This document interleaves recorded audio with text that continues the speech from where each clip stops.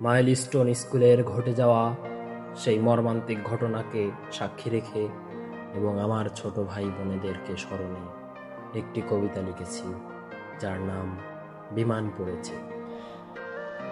আকাশ ছিল শান্ত নীরব, রোদে গড়াই সময়। শিশুরা তখন পড়ায় ব্যস্ত, বিকট শব্দে হঠাৎ বিমান হলো বিধ্বস্ত। বিমান পড়ল স্কুল মাঠে, ছড়ালো হঠাৎ ভয়। ছোটাছুটি করতে গিয়ে আগুনে পুড়ে ছাই আমার ছোট্ট বোন আর ভাই।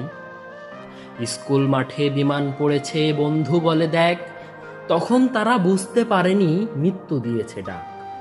হঠাৎ শব্দ, বজ্র নাকি যুদ্ধ বিমানের ডানা। ক্লাসরুমে আছাড় খেয়ে ছড়ালো কালো ধোঁয়া। সাইরেন বাজলো, আসলো ছুটে ফায়ার ব্রিগেড।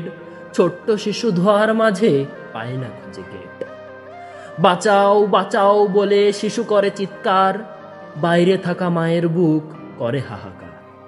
এ দোষ কার, এ দোষ কার, পরিত্যক্ত বিমান কিনেছে যে সরকার। ধন্যবাদ, সকলে শেয়ার করবেন।